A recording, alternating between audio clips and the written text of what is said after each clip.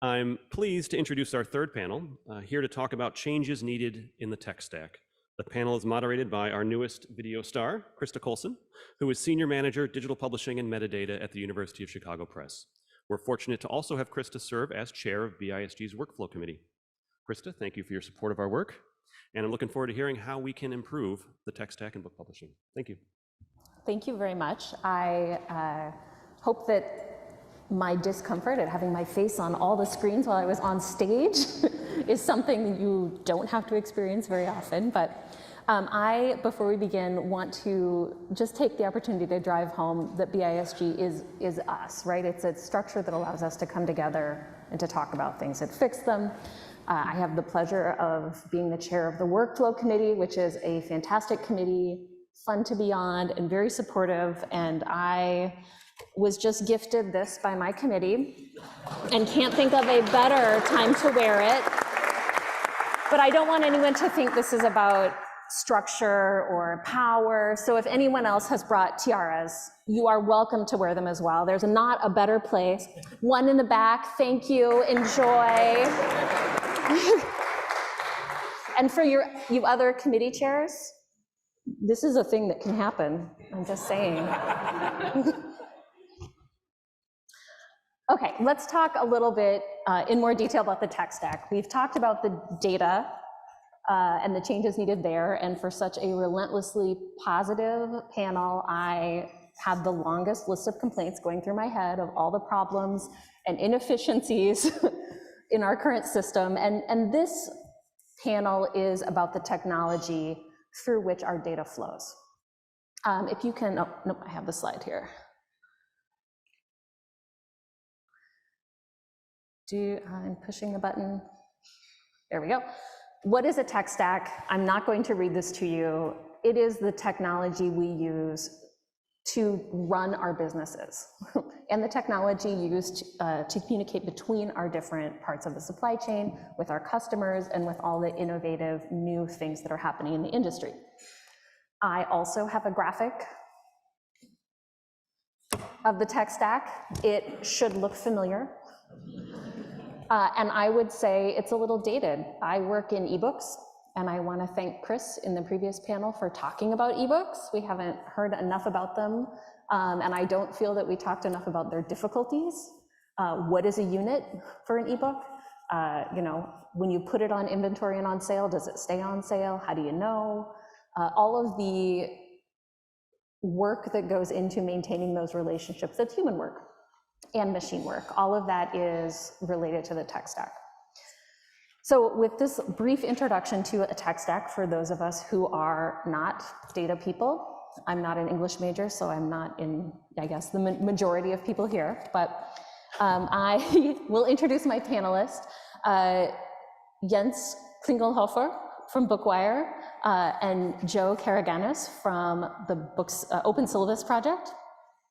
And I'd like you to introduce yourself both to talk a little bit about where you are in the ecology of our book publishing system, and also maybe referring to the graphic that just went away, where you are in the tech stack. Okay, first of all, thanks to BISG and Brian for having me and inviting me. Yeah, we are somewhere there in this chart. I'm trying to explain it. So Bookwire is a digital distribution company. So we help publishers to globally distribute all their digital products, ebooks, audiobooks, print-on-demand products. I don't know, maybe NFTs in the future. There will be something new coming up. We have a team of 150 people, originated in Germany. So that's where our company was founded, for me and my co-founder 13 years ago. So basically we help publishers to kind of be the intermediary solution between them and all those channels out there. So there's Amazon, obviously, there's libraries, there's new business models coming up. So we are helping publishers to maximize reach and make sure that all their data and their assets and their products are available in perfect shape in all of those retailers. And we are, again, originated in Germany. We have built business in the European markets first. We are market leading there in many markets. We are big presences in Brazil and South America. And we've started building our business here. And yeah, I would say we are in this mess on the left side a little bit, but connecting all those dots between left and right on this chart. Great, thank you. Joe? Would you pass that to Joe, please? Oh, yes. Good morning. My name is Joe Karaganis. I run a small nonprofit called Open Syllabus. Primarily what we do is gather syllabi by the millions by scraping publicly accessible university websites, and then analyze their curriculum from the top down by extracting citations, descriptions, learning outcomes, dates, topics, fields, and the whole gamut of things that gets condensed into these documents. We started to do that mostly because, like a lot of English majors who had survived the canon wars of the 80s and 90s, I was interested, so my collaborators were interested in the question of how fields change. And in an academic world in which everybody is constantly debating questions of field identity, what is your field? What does it mean? What is a field? We thought that it would be interesting to approach that question from the perspective of what's taught. Now, field, at a minimum, is the body of work that faculty choose to teach and the knowledge that is passed through the next generation in function of that teaching. So syllabi had been an object of interest forever. By the 2010s, they were beginning to be online in sufficient numbers to enable a kind of flipped approach. They'd been analyzed in small batches in previous decades. Now we could begin to take a big data approach to this, collect them in the millions, use emerging machine learning tools to extract the structured information from them. So we didn't have to make any assumptions about whether the syllabi were standardized. They aren't. They're never, well, that's beginning to change, but it's an extremely heterogeneous collection of documents.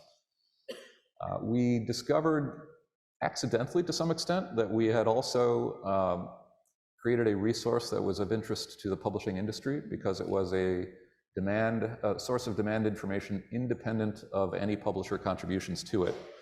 And so we didn't have to worry about publisher coordination in providing data that might lead to what is, as you all know, a very complicated process of trying to normalize standards of data sharing, of creating the incentives for publishers to share, and then building the infrastructure to maintain that over time.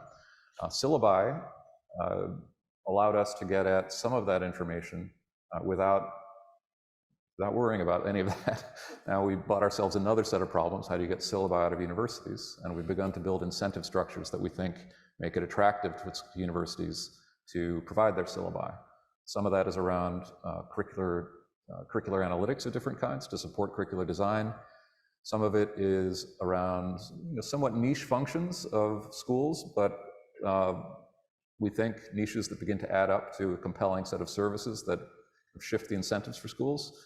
So around open access and OER materials, for example, which have the interesting characteristic of being not just free, but also, because they're free, impossible to track. Because they can circulate through any channel, they can be distributed by email, through any means. The distributor and the publisher are not good sources of use information about those kinds of titles. We've created the first real demand side indicators about OER and OA demand.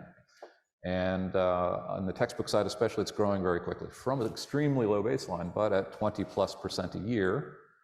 And if that continues over the next few years, you're going to see that begin to compete with the commercial textbooks pretty quickly. That's the sort of thing we do. We've created a lot of kind of incidental objects of interest in the process. We can tell not only how often things are assigned, but what they're assigned with. And that information provides the basis for probably the best academic book recommendation engine out there. Let's see, I was going to run through some of this visually. These are our main links. You can explore all this online.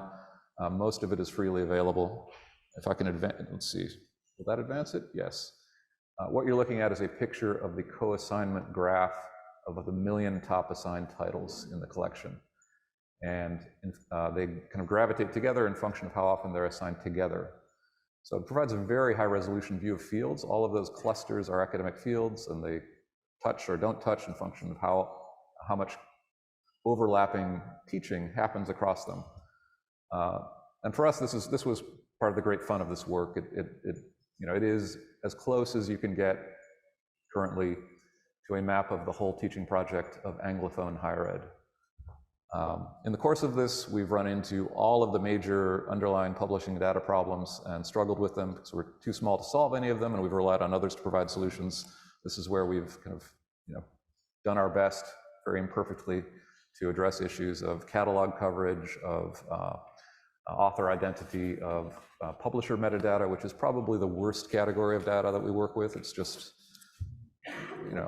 often unintelligible, and it's hard to know whether to take account of historical changes in the industry or collaborations of different kinds or parent-child relationships. All of that is a mess, and Brian and I have discussed it over the years. I'll stop there and look forward to taking questions. You teed us off very nicely, thank you. Can we return to the graphic of the tech stack? Oh, sure, sorry, yes. Oh, that will have to be done over our there. tech people might need to do that, but in any case, let's come to the central question of, what's wrong with our tech stack as it is? What's wrong with the status quo? What is not working when you're talking about the kinds of things you're doing? I started in this industry after being 10 years in the music industry, and when I came to this industry 2009, a whole new era was starting. So we were facing ebooks, digital products coming in, new players coming to town, a lot of companies that got interested in this publishing space. And I think what happened is that we've been squeezing in a lot of things into existing standards, existing ecosystem that did not really fit well together and weren't meant to be together. And I think some of those things have been adopted quite well over time, and I think it's really normal that an industry changes. I mean, it would be super sad if we hadn't these problems. That would mean that nothing is happening and we are all sad and no innovation would happen. I think we saw a lot of innovation over the last 12, 13, 14 years. But I think we focused a bit too much on fixing it, just fixing in terms of making it somehow work. And I think when I look from my European perspective, I think we are a bit focused sometimes more on engineering, less on making business. That's not always a good thing. And Americans are very pragmatic, like they find solutions that, okay, we need to do it differently, we just do it. And sometimes I think we tend to forget about, we should, normalize, again, rework the standards, making sure that we're not just only hot fixing all the time, but creating a new groundwork that allows us to scale better again and build new business on top of that. And I think we are kind of in a maybe intermediary phase here. So we've had a lot of new business, ebooks, audiobooks, print on demand. This is all adding value, actually. But it's also increasing the complexity in an enormous way, because, when you look back to the analog era of book publishing, you would have maybe your international books with some wholesalers. You would have one wholesale price. I'd sell those books, just give me some money back, that's okay. Now we have publishers that work with 20, 30, maybe 100 international platforms, providing them with pricing, with specific metadata in various languages, with dedicated keywords that work well, SEO optimized in this or that platform.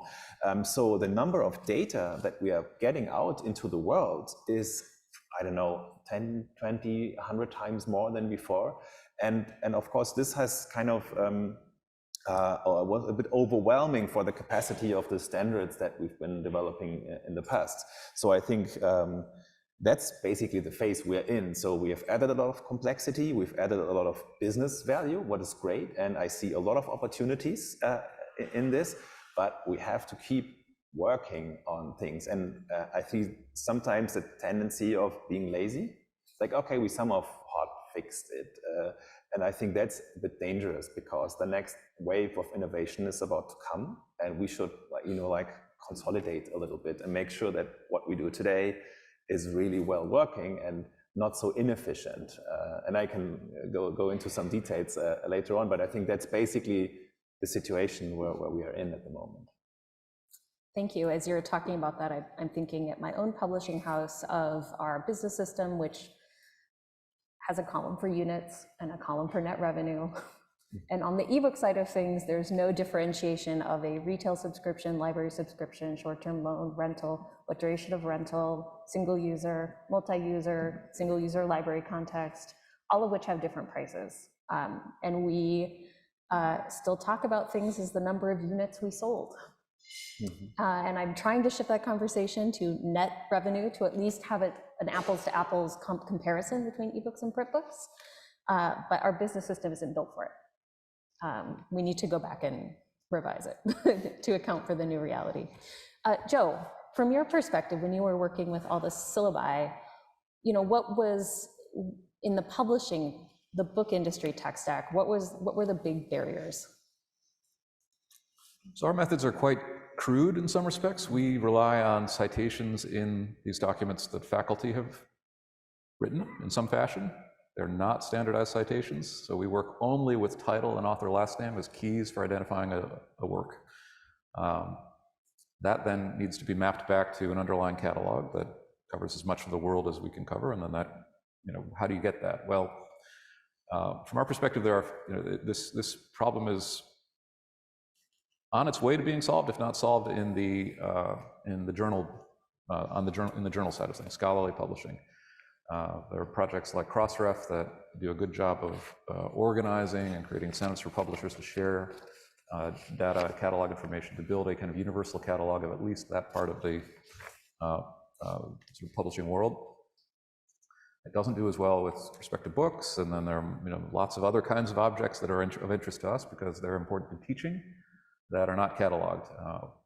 Open access or OER materials may not be cataloged. They may not be traditionally published. Videos, anything online, good luck finding a catalog entry for a YouTube video or a Wikipedia article or a PBS documentary. So there are whole categories of things that are important to teaching that are not traditionally published material that we've invested a lot in trying to be able to surface in these documents. So that's the sort of cataloging side of things. We don't have a good answer to just the book side of the equation right now. Because there's, the book catalogs have been treated as much more proprietary objects than on the scholarly publishing side, which is moving very quickly toward open models. So there's that. I mean, I can tell similar stories around author identity, and I mentioned publishing metadata. I think the first step is standards. The second step is creating the right incentive structures for everybody to not just use the standard, but share the data that the standards are there to reflect, or to show the data that they structure. When we were talking earlier, you had mentioned that you had reached out to OCLC looking for additional catalog data, and that you had run into problems there, just technical problems where they weren't able to share that content with you in the way that you needed to receive the data. Can you talk a little bit about that? Well, it's in no way a criticism of OCLC. We were a type of customer that didn't have, we were an unusual type of customer, right? We weren't a publisher, we weren't we were a small nonprofit that wanted access to the whole thing because the world that OCLC and some other publishers map is the world that we wanted to be able to discover in this collection of, at the time it was, 8 or 9 million syllabi. Now it's 16 million. Having built an extremely elaborate data set that we now need to figure out how to monetize in order to keep the work going, I'm very sensitive to the question of the value of data collection and cataloging and aggregation as work. But it does create a context in which the incentives to share and make that kind of cross-cutting data across a whole industry of the kind that is present in WorldCat or analogous catalogs, that there are lots of things that are harder to do because of the ways in which those data sets are treated as proprietary and kind of core value for institutions. So that's, we've done a lot of that through, kind of ad hoc means. So our catalog is not very extensive compared to something like WorldCat, but that's because it's not that's not what, we haven't invested the tens of thousands of person hours to build it, and we can't because that's not our core expertise or value proposition. I mean, what I'm hearing too is a lot of duplication of effort. I know at my press, we spend a fair amount of time cleaning up metadata that gets dirtied in the supply chain. Correcting our own mistakes, of course, we are not infallible, but the enrichment of metadata without any kind of attribution for who's added it into the metadata record has created a number of problems for us that we just spend a lot of time dealing with. Let me ask you, from your perspectives as relative outsiders to the US book industry, like what potential benefits are there if the US book industry upgrades the tech stack? Jens, go ahead. I mean, let's look at some concrete problems. So when it comes to distribution of metadata for digital products, we're still pushing on FTPs. I mean, we do all kinds of fancy stuff with data and BI tools, and we have all kinds of fancy tech tools in our company to collaborate. But when I explain to others, like, how are you actually distributing books? I feel a bit embarrassed sometimes saying, yes, we are sending files to Amazon's FTP and they're picking it up. And we hope that they pick it up. And then we have to check that they pick it up, and we go to crawl their website, and we will find out whether they have imported the right price, whether they have the right asset in place, whether the cover is correct. So all these things, that's okay. I mean, we can fix it. And you could even say, hey, Bookwire, great. I mean, you make a living from that. But actually, I don't want to make a living from, like just cleaning up things all the time. I want to be excellent, and there's a whole layer of value that is beyond distribution, that is like about, are we making sure that our products are available everywhere in every channel in every country at the right price, with the right price point, with the right metadata, with the right keywords. That's what I would like to focus on and find ways of facilitating this. Instead of that, we are making sure that we get some kind of bi-directional communication with those retailers, but we don't get it so far. So that's a big point for me. I would love to have a bit more movement again in the space, saying, okay, let's take all the big players together and let's say, hey, we can create a lot of efficiency, we can be much better, and finally what we all want is sell more books. So how can we sell more books if we don't do all kinds of stupid tasks to make sure that books are there? And again, this has happened because the complexity has increased a lot, and because we've been making use of business opportunities, what is great. But we now need to make sure that we use the available technology. And when it comes to communication between systems, there is API solutions. And then you have somebody like Apple in the market. They have an API, but they have a proprietary XML format with it. So it's like a bit, okay, we can deal with it. And we can even ask your system whether the title has arrived and whether in India the price is right. But we have to use this proprietary format. So actually we are again translating. We are a big translation machine, you could say, between the worlds. And another thing is, it was talked about before, is the adoption of Onyx 3.0. So expressing information about business models, because we now have a world of a lot of business models. You named them in the academic library space. There's tons of different short-term loans and all kinds of business models. So this has to be expressed in a data format, and I want to make sure that those informations that we send out to the world have been received and understood the right way. This would create a lot of efficiency. Just to give you a couple of examples, and I think this organization can of course play a role in creating some pressure among the players again. And maybe it's not even pressure; it's also a bit of motivation. And you talked about the incentive. I think the incentive is really to be better. And I give you another example. It's there's in the audiobook space, what is again quite unorganized still in terms of metadata and how we send files to each other. I just recently talked to one of the biggest German retailers, said, these books from ex-presidents and ex-royals, they sell pretty well in English language in Germany. So, but we don't have them. And I know why they don't have them, because the integration is so complex. And we thought okay, for those couple of thousand books, is it really worth putting so many people together, working on integration, making things work? If we are moving on a bit more standardized level, it's so much easier. And there will be new platforms and new innovators coming to town who want our content and who want to make business with our content. So let's prepare for that. I mean, I remember discussions with Facebook 5-6 years ago. They wanted to sell books. They gave up. I mean, they looked into the data and said like, okay, this is going to be super complex. I have to connect to so many retailers. And there were smart people out there in the US market saying, hey, I could build this universal database white label system so that any big tech platform in the world can sell books. We never made it to this point. And I think this is because we have not reached a higher degree of standardization in our processes. And so, I mean, there's business to be made. Joe, what do you hear in this? I mean, you're an innovator, right? Using data in different ways. When you're listening to Jens talk, like, what are you thinking about?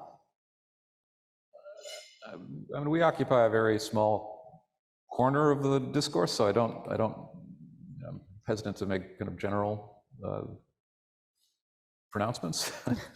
But I mean, one thing I've been struck over the years with is the, as many issues as you can point to in data on US book markets, extending that internationally, you just buy yourself as many more problems as there are countries. And the problems just multiply exponentially. Among international academic data sets, there really isn't anything of much use at scale. So if you want to look at academic book markets across US, India, Australia, Canada, good luck to you if, unless you're talking about a specific publisher's data, proprietary data set about their sales into a particular market. I ran into this for the first time 10 years ago when I was directing a study of book piracy, which was something I was doing in parallel to building open syllabus, and there were lots of areas of overlap around questions of data quality and data access. So it was very hard to get even basic information about the size of academic book markets in ways that were comparable across even the Anglophone countries that were of interest to us. The syllabus data set's interesting in that respect because it also is pretty country neutral. I mean, we're only working with English language documents for now, but the collection across most countries, and including European countries that do a lot of the representation of their curriculum in English, even if the teaching language is something else, makes that kind of comparative data set possible, I think, for the first time. Thank you. We are getting close to the end of our speaking time, but I wanted to just put one more question to you both. I was thinking about the previous panel talking about, if there were a shared data warehouse of some kind and the ability to put permissions for proprietary data. To me, this also calls up questions of ethics, ethical data, moral responsibility, equity. What kinds of things are out there to think about as we think about sharing data on this scale worldwide, in your minds? Why don't you start, Joe? Well, this is something that we have a very kind of specific relationship to, again, and it's mostly around preserving the anonymity of individual teaching choices. So for publishers, the thing publishers want from us most often, and that we won't provide, is a direct mail service. We will not provide instructor identities that allow them to treat the data set as a direct marketing data set. And that's largely because our primary constituency are the faculty and the instructors, and we are exercising fair use in collecting these documents and in processing them without their permission. And so we've tried to articulate kind of principles of stewardship over this collection that allow a lot of the good uses of the data to flow out of the data set without enabling re-identification or other things that, for some faculty and especially in some places, would put them at risk. So there are lots of countries that we simply don't show any data for, where even the release of aggregate data could potentially subject a faculty member or a department to government scrutiny or other kinds of scrutiny.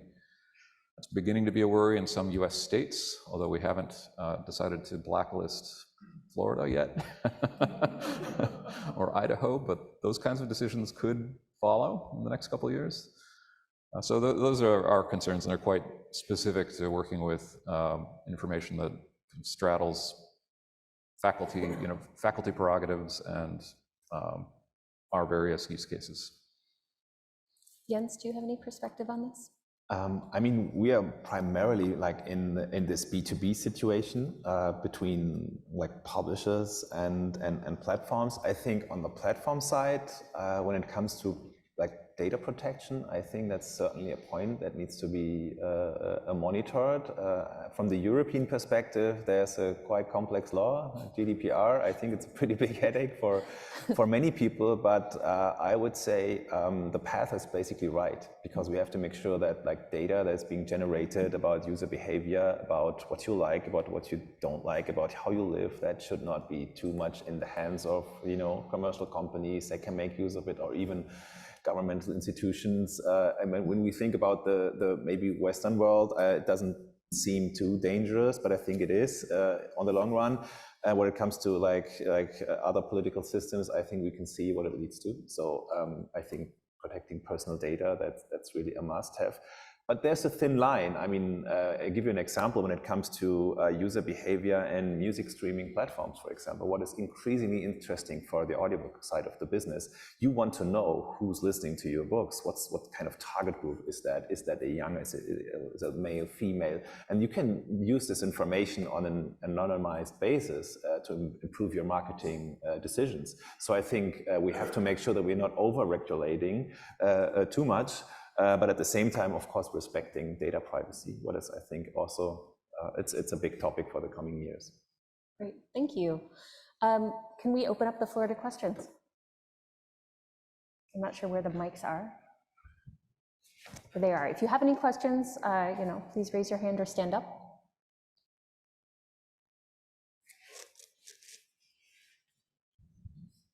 Hi, thanks, Krista. Thanks especially for that last topic of introducing the idea of ethics into this discussion, because I think when you asked earlier, what is wrong with the publishing tech stack, my immediate response was the intrusion of surveillance capitalism into it. And so what I was thinking about is as publishers, what's our positive duty toward our customers? Because the people who are offering the analytics aren't publishers, they're not us, but they're offering us services and telling us it can improve our businesses. But how do we protect our customers when they might face dire real world consequences if their reading habits are exposed, if this data is collected, and we can only control the bits of it that we sort of pay for and use in our business models, but someone else is doing the collection. So how do we, as an industry, confront that ethical choice and make the decision between improving our sales versus protecting our vital customers? Who would like to tackle that easy question first? I mean, I'm going to have to punt. I'm not in the position of making those choices on behalf of a publisher. But I think, I suspect that this sort of demand information is going to be the kind of demand information that we produce is going to be more and more readily available. There are a number of sources of it now, and I think the number will increase. And then it's really incumbent on the data collector to make sure that when there is a risk that linking, in the case of teaching information, it just means, I think, being on the right side of the kinds of decisions we've been trying to make country by country, state by state, case by case, which is to say, trying to evaluate the risk that may follow from the revelation of a particular level of detail about reading or teaching choices. We don't do anything with student data, so we don't have to worry about that. But and teaching choices are a bit odd because they're public in some contexts and not in others, and there's no necessary expectation of privacy around them, but some faculty will bring that to their understanding of what they're doing, and it's an area where the norms are very poorly defined, and so we have to kind of walk what we think is a careful line in the process beginning to set those norms. So what we do with Syllabi, in fact, exercises a kind of normative effect on what faculty expect in terms of how visible their information is or how searchable it is. So we're conscious of playing a role not just in kind of stewarding data, but also creating norms around it, as is anybody in the position of holding this data. So I guess that's, from my perspective, that's as more about the intermediaries and how much they're willing to sell to the publishers who I think will always be interested in the most granular data available on reading, on who's using their titles. Additional questions? Hi, I'm Paul Gore with Fidel. I have maybe a question, maybe it's a statement to react to, which is, it seems that the very reasonable ethical questions that a publisher may ask may be addressable through a tech stack if the metadata is in place that actually keeps track of what attributes are important to track or not to track. So maybe I'm sort of looking to tie this all together, but I think that sort of a wild open-ended use of data is going to have unexpected results. Yet the publishers have the ability to control the story by controlling the metadata, by controlling the way that that's used in the instructions that they give to everyone else. So I don't know how you react to those comments. So. I'm happy to respond to that one. This was my desire to put this question into the panel. I think as we're thinking about new data frontiers and shared data, this is a question we should be thinking about and building into our system. And I would say it's not just the publishers who need to be doing this. It's all of us as we're handing data off back and forth. And I want to bring it around to the beginning of our panel. I think ethics is a serious question for us to be tackling, but core here too is efficiencies. Like listening to Jens talk about sort of how much of his business is translating things back and forth, checking things. You didn't really talk about normalizing sales data coming back for ebooks. Super big story. I could talk 15 minutes about it. So I've heard that there's this potential build out from Onyx 3 called Editex that would use a lot of the same Onyx 3 tags that we send out in our metadata to vendors. Those would reappear in the sales data coming back so that we could know we're talking about the same thing, that sales would be normalized across established models. Of course, new models would always be a little confusing, and also includes bidirectional supply chain communication. Have you used this? Is it being used in Europe? Is it up in place yet? It's been used. It's been used in a couple of rare situations, but not with the main people we make business with. So and I think that's. I mean, how can we motivate each other to invest a lot of technology solutions where we don't make enough business? So I think we have to go where the business is made, and I think this is where Amazon, Audible, Spotify, the big companies are, and I think we have to find solutions with them. And then, I mean, all the smaller companies, it's easier to bring them to standards because you can say, okay, if you want to make business with me, just comply with that. I mean, that's relatively easy, but it requires some kind of, handshake among like the relevant industry players to say, hey, that's how we want to work, and this will bring us more efficiency. Great wrap up. Thank you. And that's the close of our panel. Thank you.